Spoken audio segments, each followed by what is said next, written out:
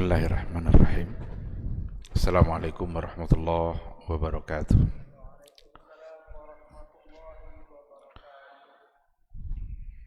Innal hamdalillah nahmaduhu wa nasta'inuhu wa nastaghfiruh wa na'udzu billahi min shururi anfusina wa min sayyiati a'malina.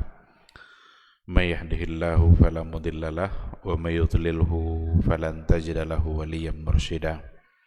Asyhadu an la ilaha illallah wahdahu la syarikalah wa asyhadu anna Muhammadan abduhu wa rasuluhu la nabiyya wa la rasula ba'da. Ikhwati fillah, ma'asyiral hadirin wal hadirat, rahimani Allahu wa iyyakum. Mari sama-sama kita awali kajian kita dengan mengucapkan puji dan syukur kepada Allah Subhanahu wa taala.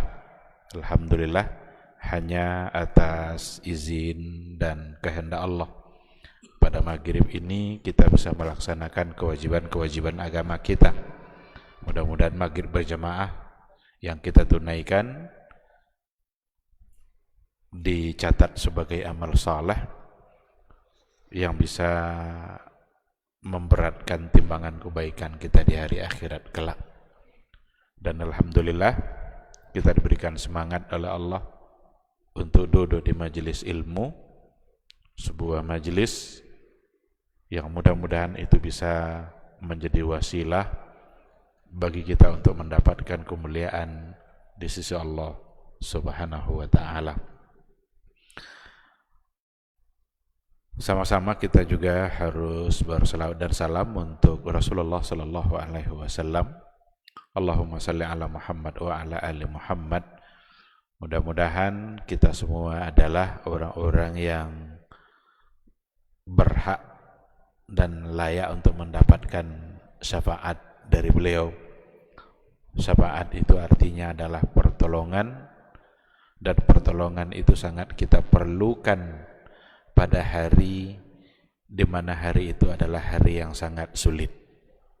Bahkan Al-Quran pun membahasakan bahwa hari itu disebut dengan Yaumun Asir. Yaumun Asir, hari yang sulit untuk dihadapi. Yang ada pada hari itu adalah penyesalan demi penyesalan. Tapi tidak ada lagi guna penyesalan itu. Maka di hari itu kita sangat memerlukan syafaat dan pertolongan dari Rasulullah sallallahu alaihi wasallam. Dan itu akan bisa terjadi atas izin Allah Subhanahu wa ta'ala. Ikhwati fillah, ma'asyiral hadirin wal hadirat, rahimani Allah wa iyyakum. Kembali pada malam hari ini kita akan melanjutkan kajian kita dengan tema besarnya adalah Maqasidul Quran, maqasid, tujuan-tujuan, pelajaran-pelajaran yang ada dalam Al-Quran, atau tujuan-tujuan kenapa Al-Quran itu harus ada, kenapa Al-Quran itu harus diturunkan oleh Allah Subhanahu wa ta'ala. Alhamdulillah sudah banyak poin-poin yang kita bahas. Untuk yang terakhir yang sudah kita sampaikan adalah poin yang berkaitan dengan al-hajatu ila tafsir. Sejauh mana pentingnya tafsir di dalam memahami ayat Al-Quran. Karena Al-Quran itu perlu kita pahami. Dan Al-Quran dapat dipahami melalui penafsiran yang disampaikan oleh para ulama, di mana penafsiran tersebut berdasarkan kepada dalil-dalil yang ada. Karena Al-Quran itu ada yang ditafsirkan oleh Al-Quran juga. Ada di antara ayat Al-Quran yang ditafsirkan oleh hadis Nabi. Bahkan ada di antara ayat Al-Quran yang dapat kita lihat penafsirannya melalui aqwalus sahabah, perkataan atau pandangan-pandangan yang disampaikan oleh para sahabat. Jangankan kita sahabat saja, memerlukan adanya penafsiran Al-Quran. Maka yang terakhir dulu yang kita sampaikan, ada beberapa bentuk kekeliruan yang terjadi di kalangan para sahabat memahami sebuah ayat yang ternyata maksudnya bukan itu. Itu sahabat itu. Kalaulah pada sahabat saja terjadi, tentu kita adalah orang-orang yang lebih membutuhkan kepada tafsir. Kesalahan tersebut ya seperti yang sudah kita contohkan, bagaimana sahabat memahami kata zulmin itu dengan kezaliman biasa. Karena orang-orang beriman, allazina amanu wa lam yalbisu imanahum bizulmin, lalu mereka tidak mencampur adukkan imannya dengan kezaliman.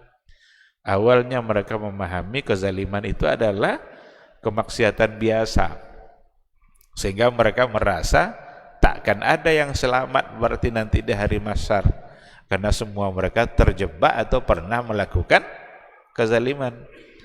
Tapi akhirnya diluruskan oleh Rasul bahwa zulmin di situ artinya adalah syirik.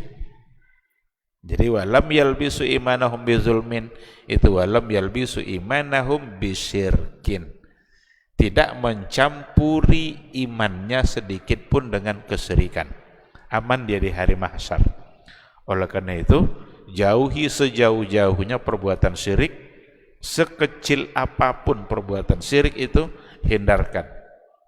Karena kalau tidak dihindari, hanya akan menyulitkan kita di hari mahsyar. Hanya akan membuat kita tidak nyaman di hari mahsyar. Hanya akan menyusahkan kita dalam hisab. Karena ayat yang bilang seperti itu. Ulaika lahumul amnu, orang-orang yang tidak mencampurkan imannya dengan kesyirikan itu sedikit pun, mereka lah yang akan tenang, aman, nyaman saat dia dihisab, karena tidak ada kesyirikan apapun. Kenapa betul-betul harus dihindari kesyirikan itu? Karena tidak akan terhapus dosa itu kalau seandainya tidak meminta maaf. Jadi kalau kita tidak minta ampun kepada Allah, maka tidak akan pernah terhapus syirik itu. Beda nanti dengan dosa-dosa yang lain.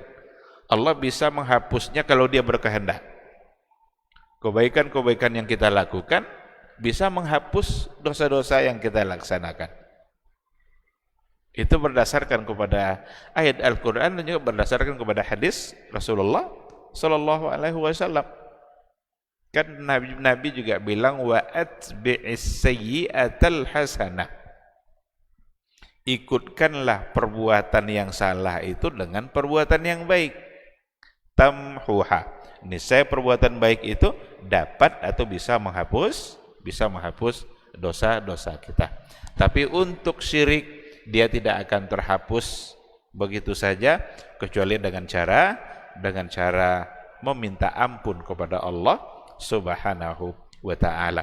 Baik ikhwati fillah, sekarang kita akan masuk kepada pembahasan yang baru, di mana dikatakan oleh Ibnu Abbas mengatakan at-tafsiru ala arba'ati aujuh.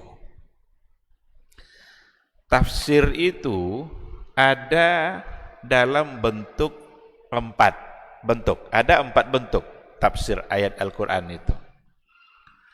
Ini ungkapan dari Ibnu Abbas. Wajuhun ta'rifuhul arabu min kalamiha. Satu bentuk yang pertama, ada di antara penafsiran itu yang dipahami oleh orang Arab.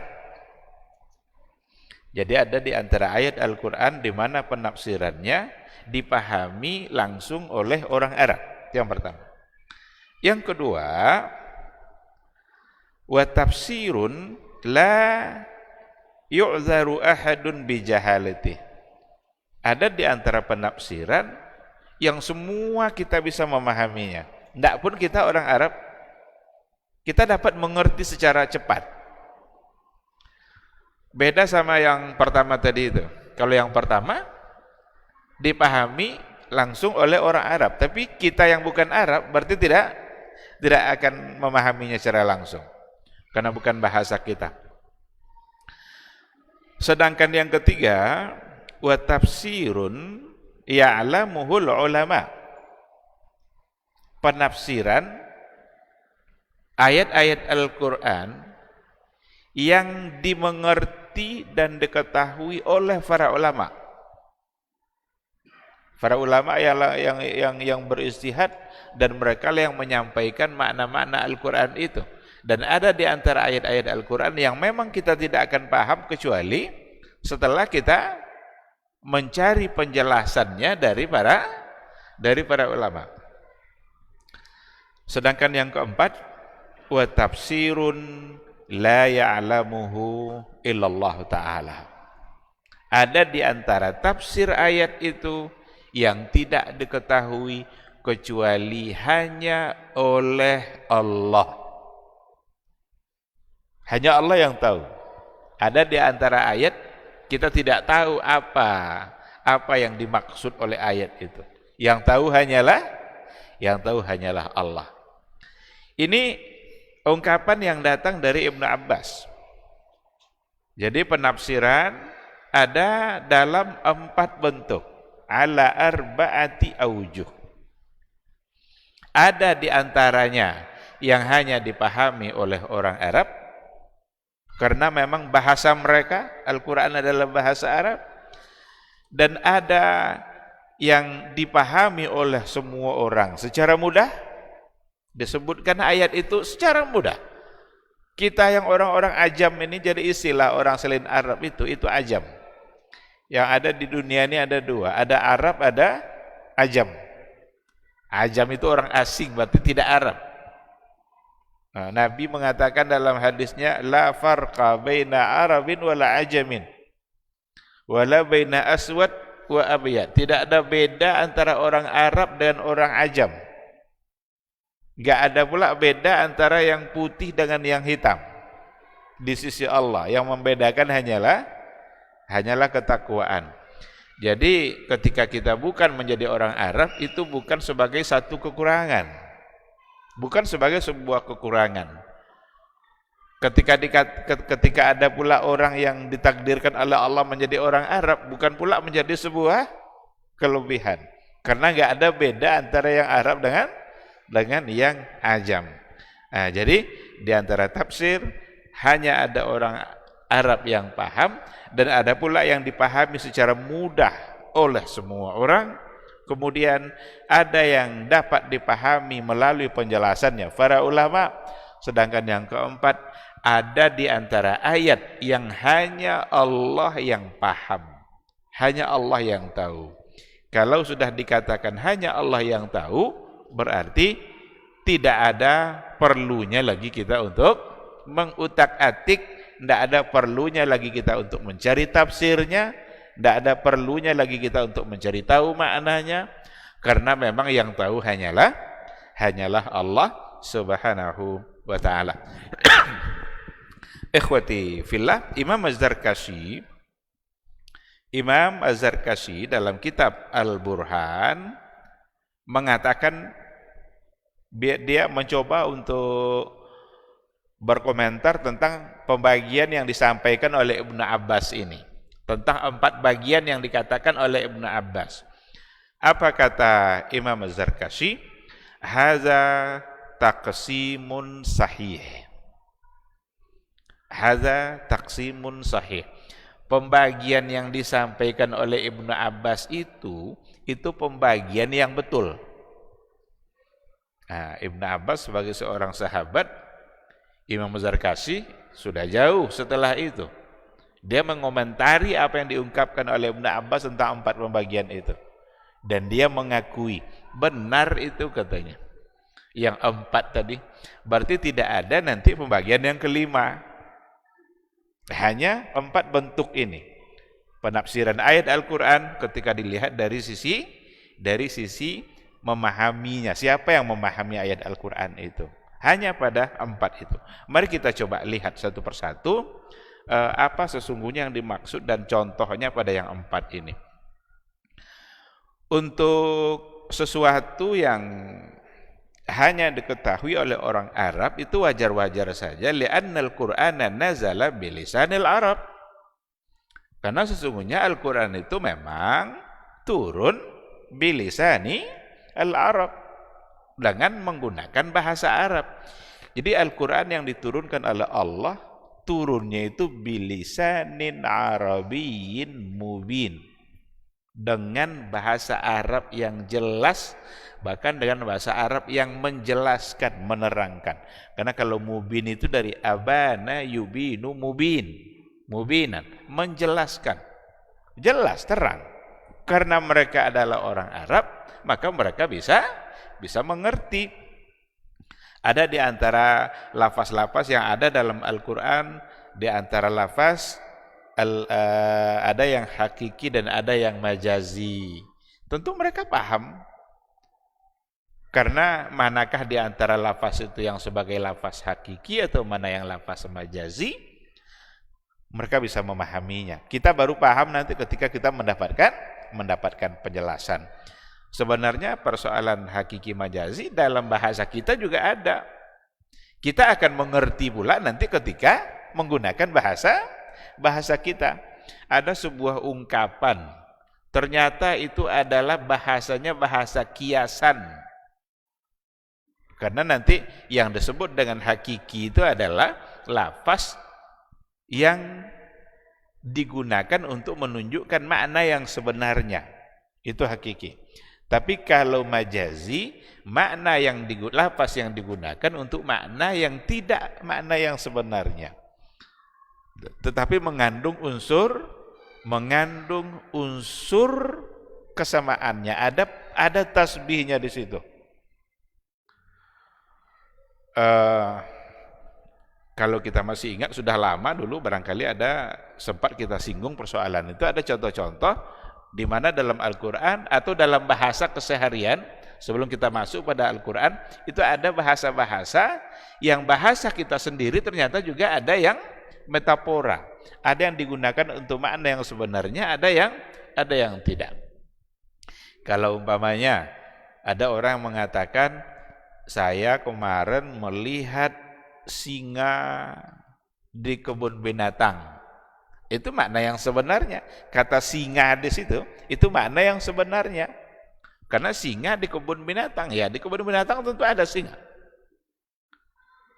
Tapi kalau seandainya ada orang yang mengatakan, saya mendengar singa berceramah di atas mimbar.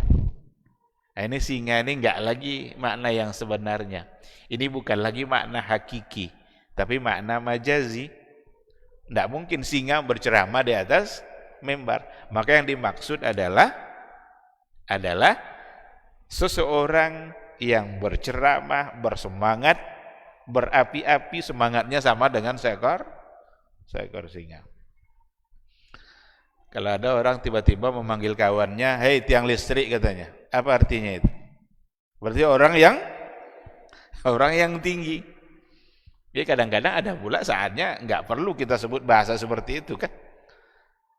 Karena bisa-bisa dalam bentuk menghina. Tetapi yang intinya adalah majazi itu kalau dibawa kepada bahasa kita ya barangkali disebut sebagai bahasa metafora. Itu bukan dalam makna yang sebenarnya, tapi makna kiasan. Dalam Al-Quran ternyata juga bisa seperti itu. Was'alil qaryah, bertanyalah kepada kampung itu. Masa bertanya kepada kampung? Pasti yang dimaksud adalah orang yang ada di situ. Kalau seandainya kita berjalan, coba tanya ke pos ronda tuh. Kita lagi nyari alamat nih, bingung kita, ada pos ronda situ. Lalu kita minta kawan kita, coba tanya ke pos ronda itu. Masa kita nanya pos ronda? Pasti yang ditanya adalah orang yang lagi duduk-duduk di pos ronda itu. Nah, itu bahasa keseharian kita. Ternyata dalam Al-Quran itu juga seperti itu. Dan dalam hadis juga seperti itu. Di hadapan sahabatnya, di hadapan para istrinya, Nabi pernah bilang,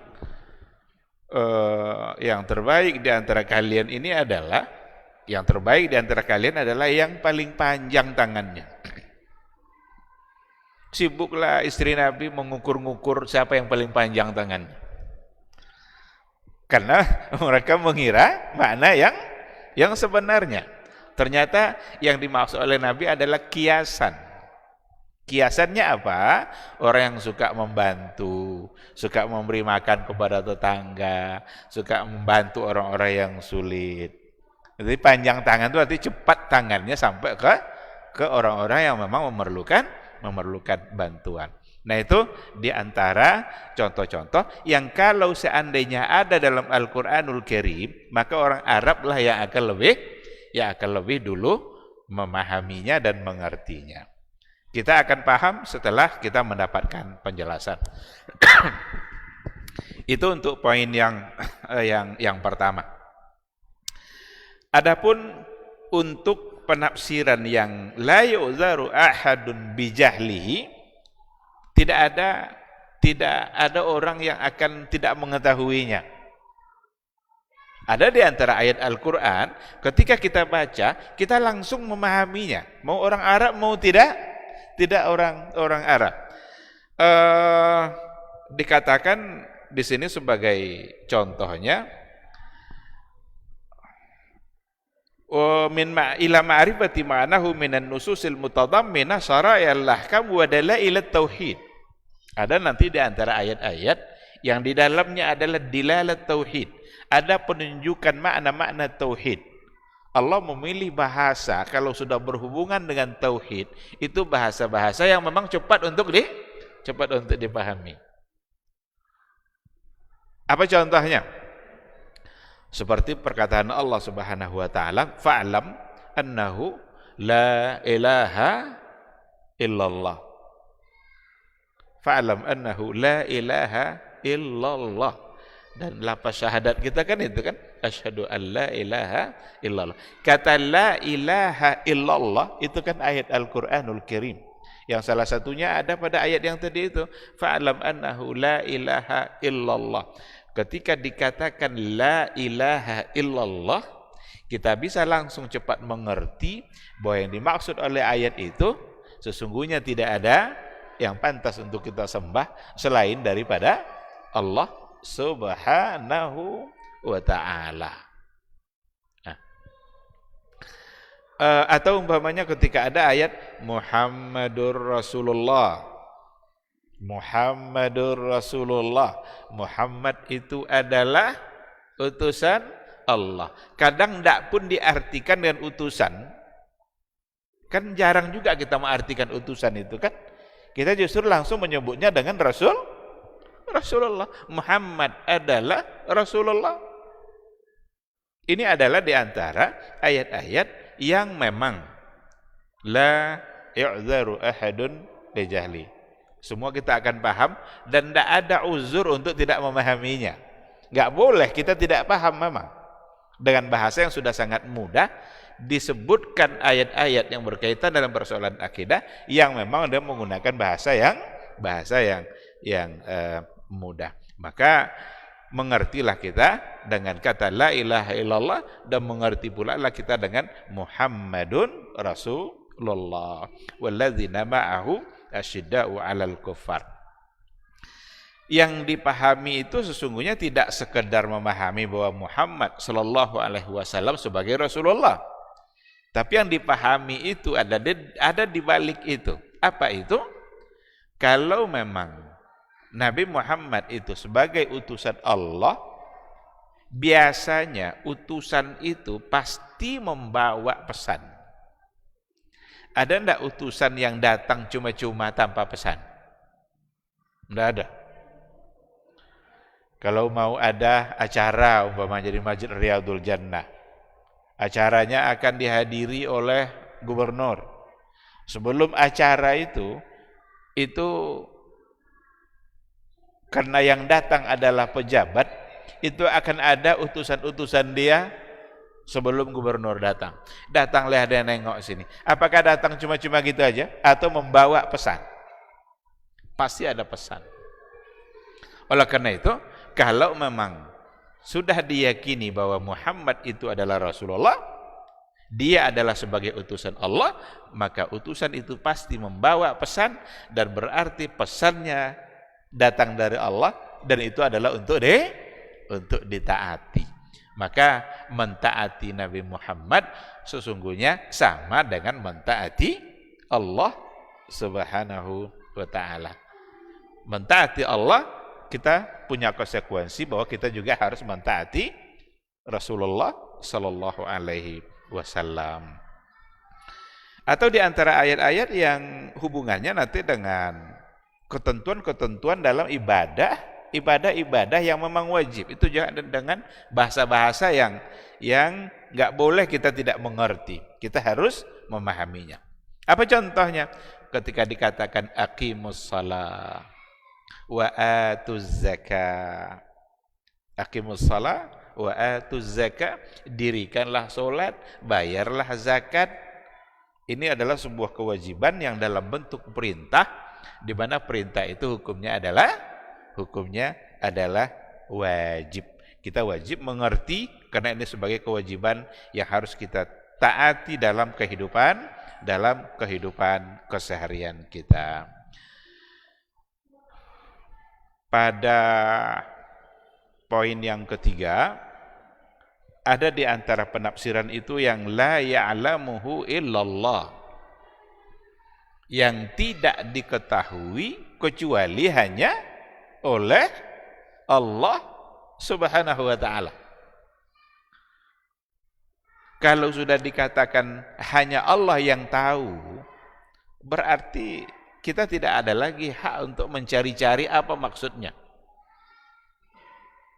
Dan tidak mesti pula lagi kita memperdebatkan, berbantah-bantah, karena memang yang tahu hanyalah Allah.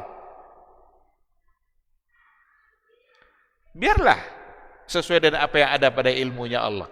Kita tinggal mengimani dan meyakininya. Apa di antaranya? Fahuwa ma yajri majral ghuyub. Itu sesuatu yang berkaitan nanti dengan persoalan gaib. Apa contoh persoalan gaib? Persoalan gaib itu diantaranya adalah apa yang akan terjadi nanti pada hari kiamat. Di situ ada hisab. Di hari kiamat nanti ada titian, ada jembatan. Kita tidak mesti mencoba untuk mencari tahu bagaimana-bagaimananya. Hisab itu nanti akan dilakukan oleh Allah Subhanahu wa ta'ala. Wa ja'a rabbuka wal malaku saffan saffa. Rabb kalian datang. Rabb datang. Wal malaku, bersama dengan para malaikatnya, saffan saffan. Malaikat itu bersaf-saf. Untuk kemudian setelah itu dilakukan hisab. Kita wajib meyakininya. Kita wajib mengimaninya. Kita wajib percaya dan mempersiapkan diri untuk kedatangan hari itu. Tanpa mencoba untuk mempersibukkan diri kita mencari tahu bagaimana-bagaimananya. Karena hal-hal yang seperti itu Allah yang tahu. Kita hanya akan tahu sebatas apa yang disampaikan oleh Rasulullah sallallahu alaihi wasallam. Persoalan ruh umpamanya. Ruh itu Allah sendiri yang bilang dalam Al-Qur'annya, yas'alunaka 'anir ruh. Qulir ruhu min amri rabbi. Mereka bertanya tentang ruh. Itu adalah urusan Allah. Berarti hanya Allah lah yang tahu hakikat ruh. Sekarang kalau ditanya kita, ruh kita ini sebenarnya tempatnya ada di mana? Kita yakin ada ruh di dalam tubuh kita. Kira-kira tempatnya di mana? Penyebab kematian itu keluarnya ruh. Dan saat kita tertidur, itu ruh kita bisa keluar. Berarti tidur itu adalah kematian. Tidur kan kematian kan? Coba baca doa bangun tidur itu apa bunyinya? Alhamdulillahilladzi ahyana ba'dama amatana. Segala puji bagi Allah yang telah menghidupkan kami setelah mati. Berarti tidur tadi mati. Berarti keluar ruh kita. Maka ada orang bermimpi sampai ke Mekah, bermimpi sampai kemana-mana. Memang ruhnya keluar. Tuh, bagaimana keluarnya? Bagaimana nanti masuknya? Ini enggak mesti sesuatu yang kita perdebatkan. Kalau seandainya ada orang kecelakaan dia patah-patah, kemudian ada darah yang keluar, habis darah itu, mati dia. Itu matinya karena habis darah atau karena ruh yang sudah keluar, yang sudah dicabut? Sebenarnya yang menghidupkan dia itu darah tadi atau ruh yang sudah dicabut? Ini tidak akan selesai ini yang begini-begini. Maka ada hal-hal persoalan-persoalan gaib yang tidak perlu untuk kita perpanjang, kita perdebatkan, karena itu ada dalam ilmunya Allah Subhanahu wa taala. Kemudian juga seperti al-huruful muqatta'ah. Huruf-huruf yang ada pada awal-awal surat. Alif lam mim. Ada yang 1 huruf, ada yang 2 huruf, ada yang 3, ada yang 4, ada yang 5. Yang paling banyak 5. Yang 1 Qaf, Nun, Yasin, Toha. Ada alif lam mim. Ada alif lam mim ra.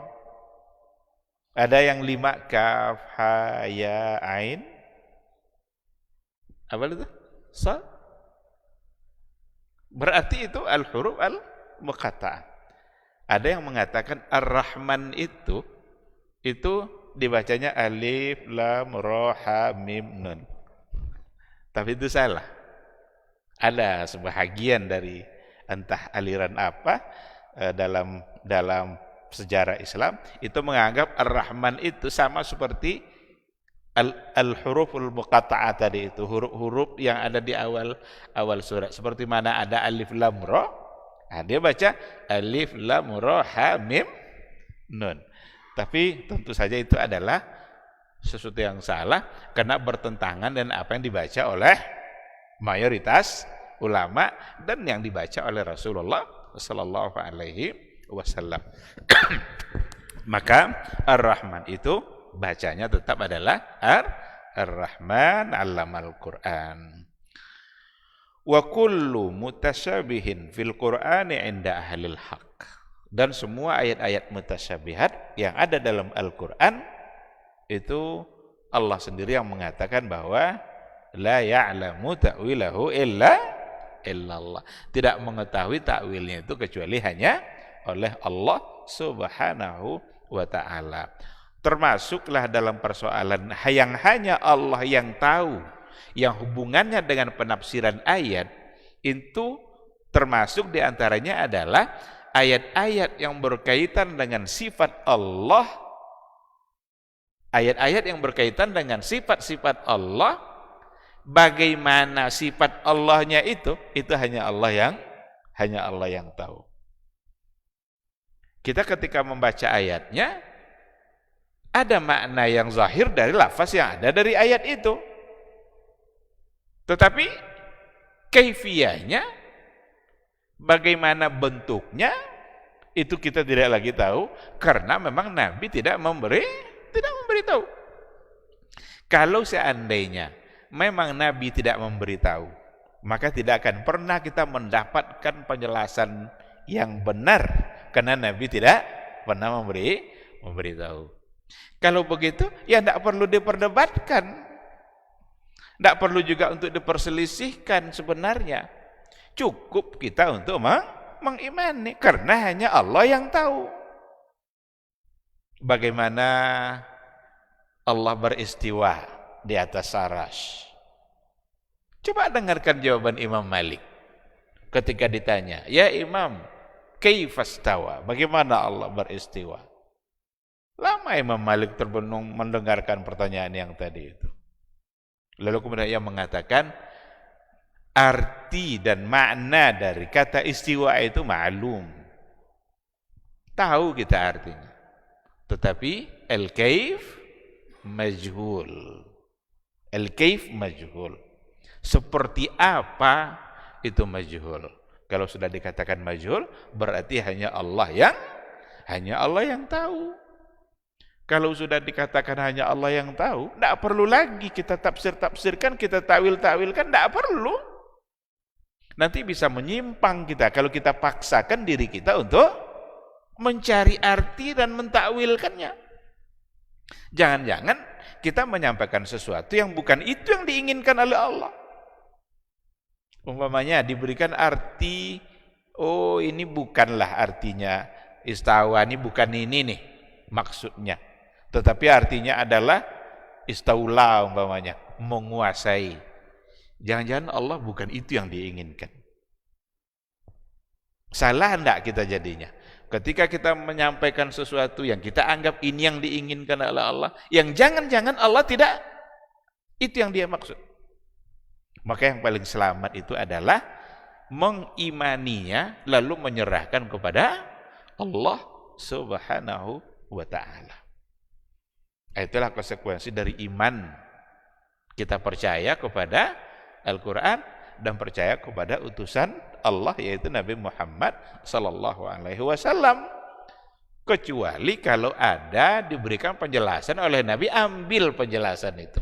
Kalau datang dari Nabi penjelasannya, terima itu. Tapi kalau tidak, kita khawatir kita menyampaikan atau memahami sesuatu dari ayat Allah yang ternyata bukan itu yang diinginkan oleh Allah Subhanahu wa ta'ala. Ketika dikatakan yadullahi fauqa aidihim, tangan Allah berada di atas tangan mereka. Ayat itu bercerita tentang ketika mereka mengadakan perjanjian perdamaian. Perjanjian perdamaian itu kan biasanya dengan berjabat tangan. Berarti ada tangan kita di situ. Kalau ada perjanjian antara dua orang, lalu ayat itu mengatakan yadullahi fauqa aidihim. Tangan Allah berada di atas tangan mereka. Apa artinya itu?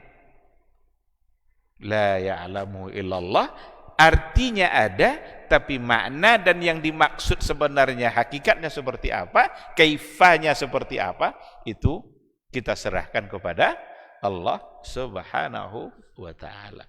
Kita tinggal mengimaninya saja.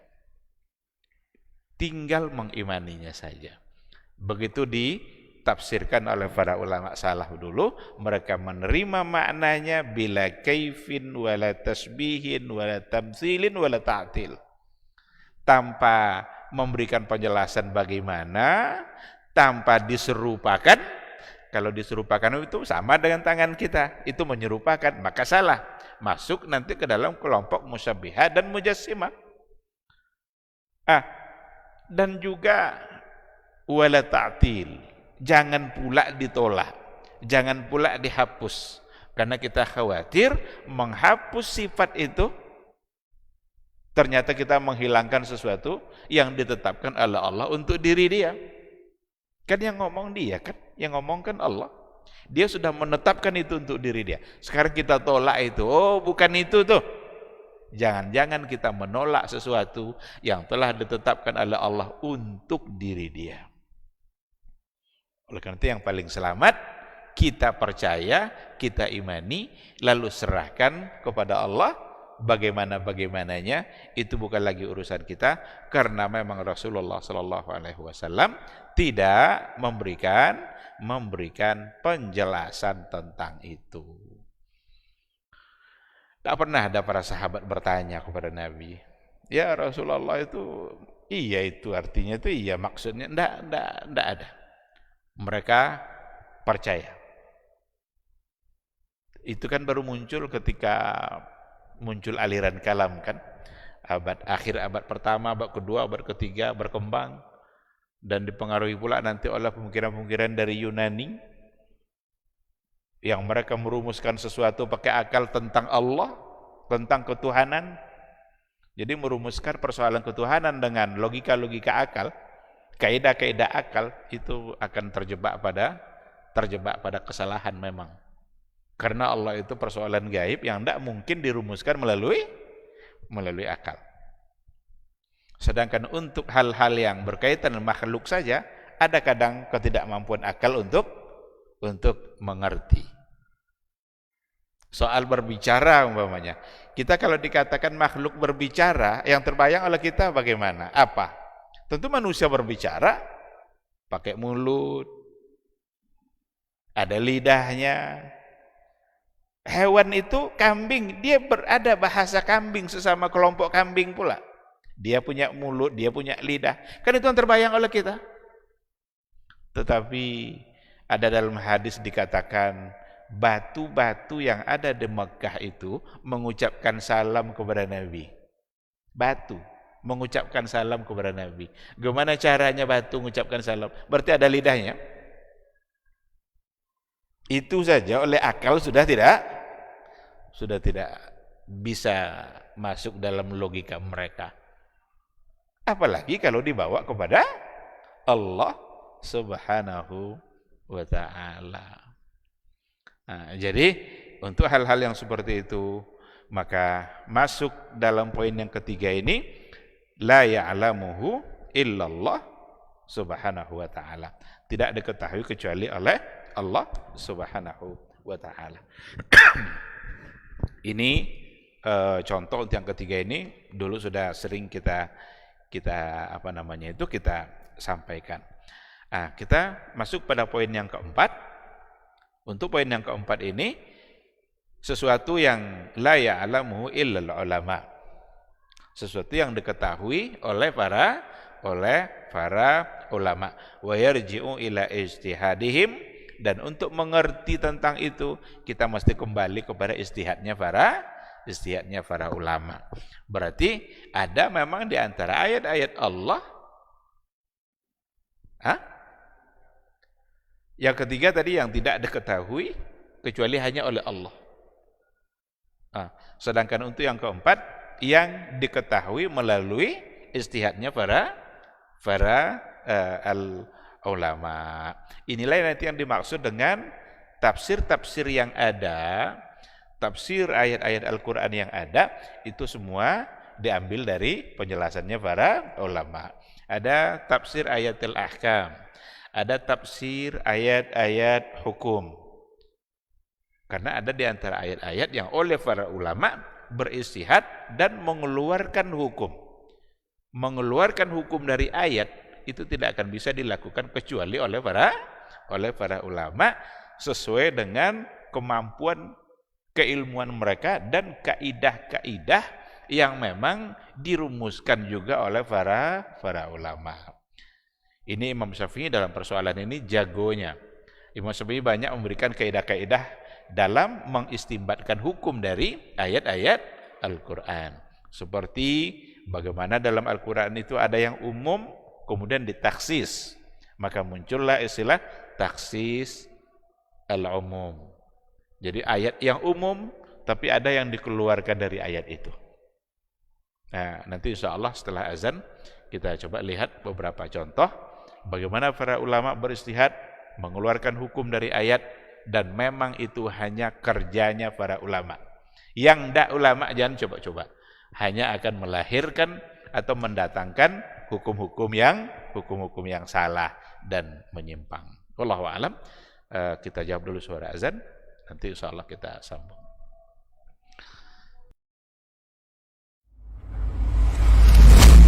Di kalau Umar ini subhanallah, yang diinginkannya itu generasi-generasi luar biasa, orang-orang hebat.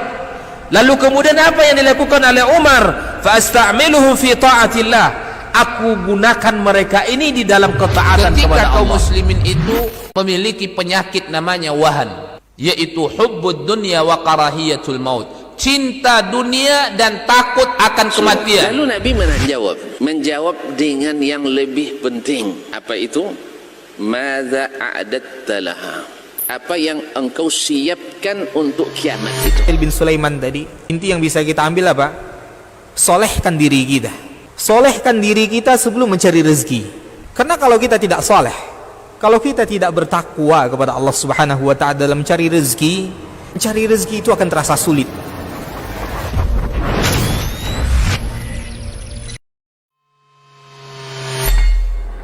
Di para sahabat itu, kaum muslimin, yang terbayang bagi mereka itu adalah infak. Yang terbayang bagi mereka adalah sebuah kebahagiaan, keselamatan di akhirat yang kekal dan abadi di sisi Allah Tabaraka wa Ta'ala. Semua kita boleh klaim sekarang. Kamu cinta Nabi? Cinta Ustaz. Cinta Nabi? Cinta Ustaz. Termasuk saya. Cinta Nabi? Cinta. Kapan tahunya? Besok di akhirat. Maka apa kata Nabi sallallahu alaihi wasallam? Amalur rajuli biyadih. Penghasilan yang terbaik adalah pekerjaan yang dilakukan oleh seseorang dengan tangannya sendiri. Wa kullu bai'in mabrur. Dan setiap jual beli yang mabrur. Ini aktivitas ini membantu saya di akhirat atau akan menyulitkan saya di akhirat? Kalau seandainya perbuatan itu ternyata akan menyulitkan kita di akhirat kelak, tinggalkan perbuatan itu.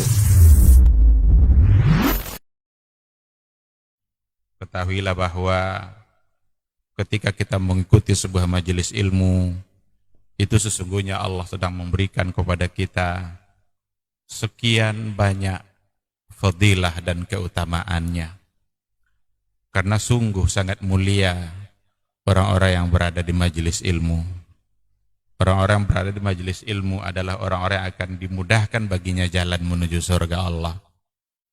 Dalam hadis dikatakan oleh Rasulullah sallallahu alaihi wasallam, "Man salaka tariqan yaltamisu fihi ilman, sahalallahu lahu tariqan ilal jannah."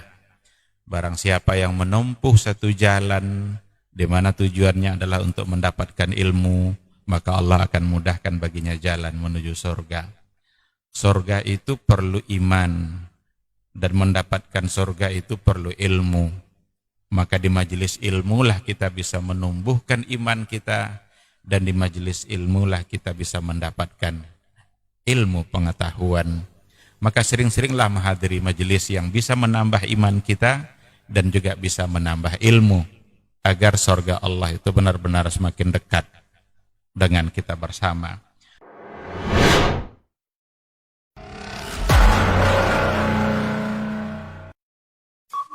Dr. Dasman Yaya Ma'ali LCMA Hafizahullah, Dr. Helmi Basri LCMA Hafizahullah, Dr. Hidayatullah Ismail LCMA Hafizahullah.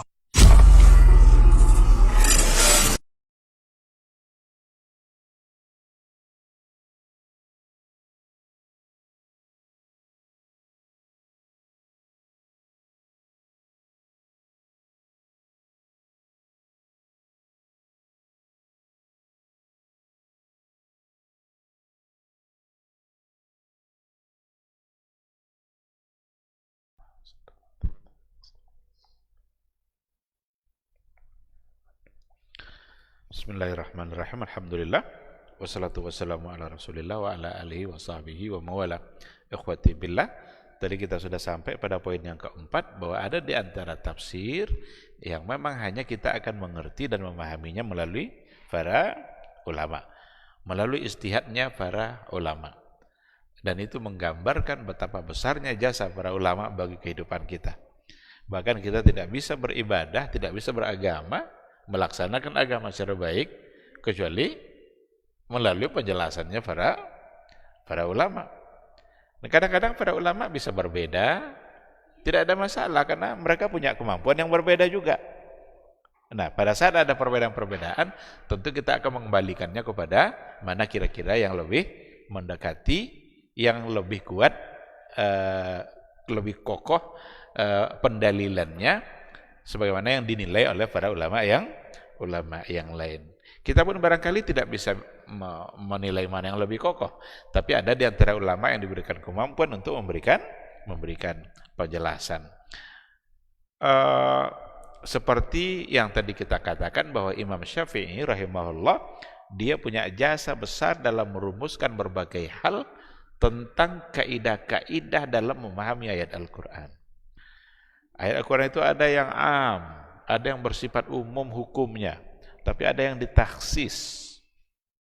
Muncul berbagai kaidah yang disampaikan oleh para ulama tersebut, termasuk diantaranya Imam Syafi'i, seperti ada di antara ayat umum yang ditaksis oleh ayat juga.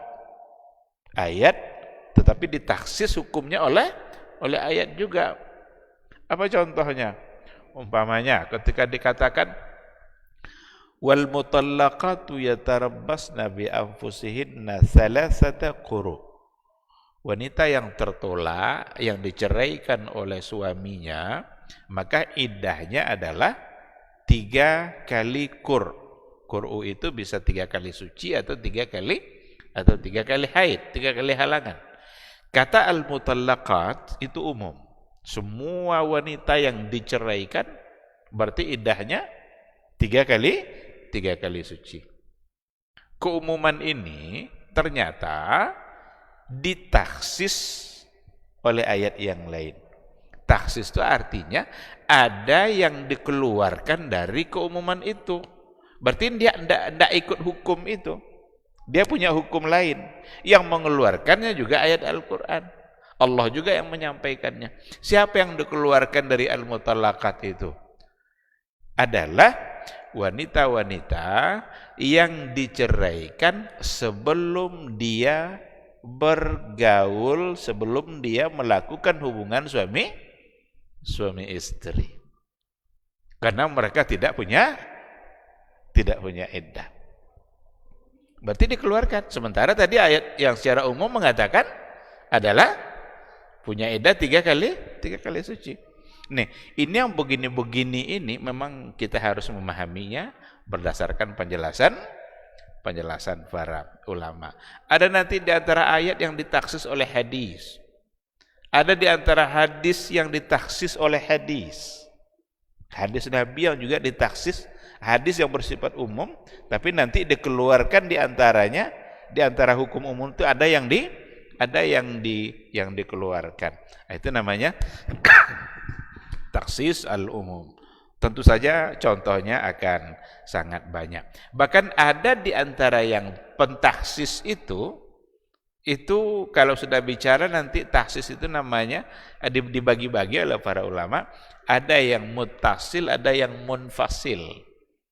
Ada yang bersambung dalam satu narasi, tapi ada nanti yang mentaksiskan itu di luar itu, terpisah.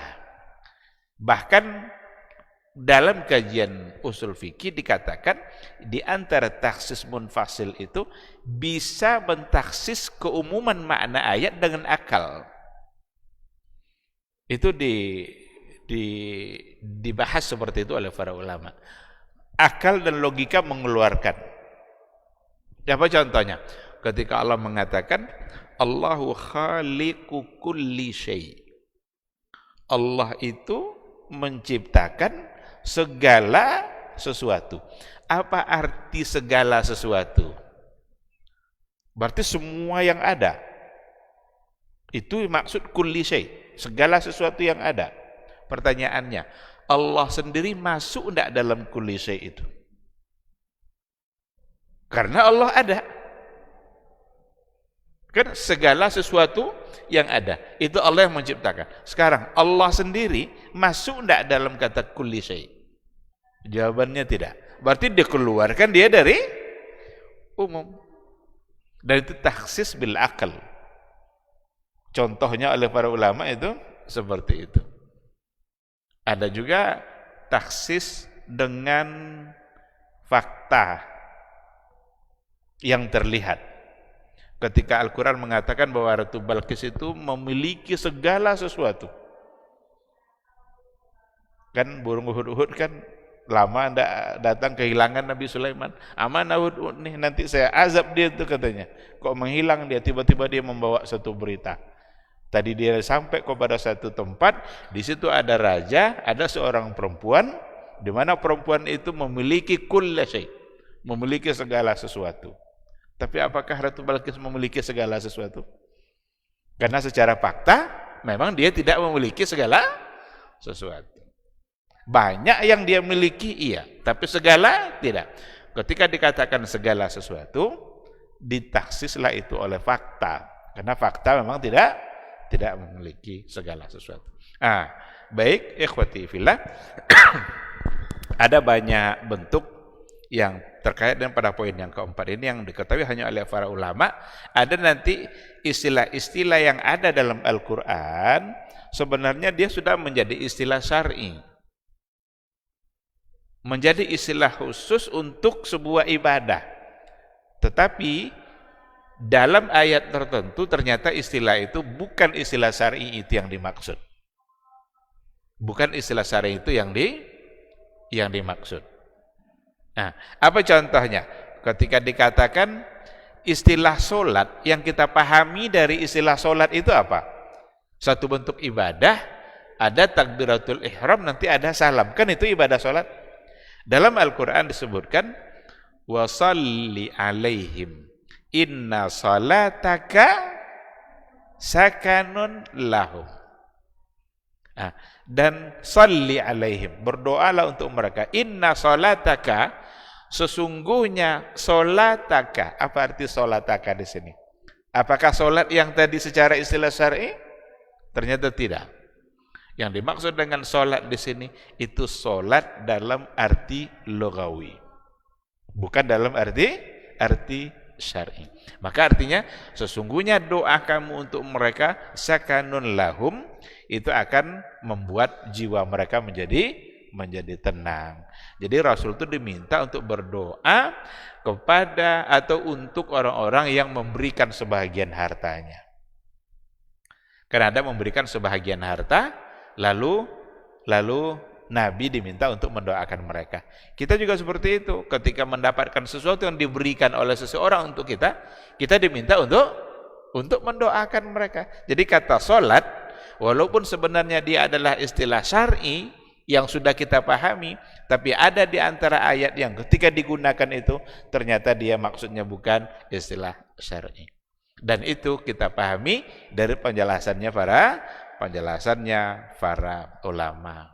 Jadi ikhwatifillah, ini 4 bentuk penafsiran dalam ayat-ayat Al-Quran. Ternyata memang faktanya seperti itu. Ada yang dipahami oleh orang Arab, ada yang memang semua kita begitu mudah memahaminya dan tidak boleh tidak paham. Ada di antara penafsiran yang hanya Allah yang tahu, kita tidak diberikan penjelasan oleh Nabi, hanya Allah yang tahu. Dan bahkan ada di antara penafsiran yang memang hanya kita bisa paham dari penjelasannya para ulama. Mungkin ini kajian kita pada maghrib ini. Kalau masih ada sisa waktu, barangkali kita bisa berdiskusi. Kalau ada yang mau ditanyakan, dipersilakan.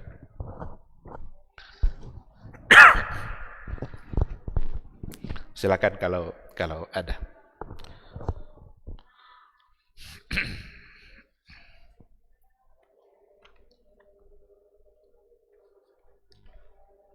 Tidak ada? Pas? Pas. Baik. Kalau tidak ada, ya barangkali kita cukupkan sampai di sini. Mudah-mudahan ada ilmu yang bisa kita ambil, ada pelajaran yang bisa kita terima. Semoga Allah Subhanahu wa taala senantiasa memberikan kita semangat untuk belajar dan semangat untuk istiqamah di atas ilmu yang kita dapatkan. Amin amin ya rabbal alamin. Subhanakallahumma bihamdika asyhadu an la ilaha illa anta astaghfiruka wa atubu ilaik. Assalamualaikum warahmatullahi wabarakatuh.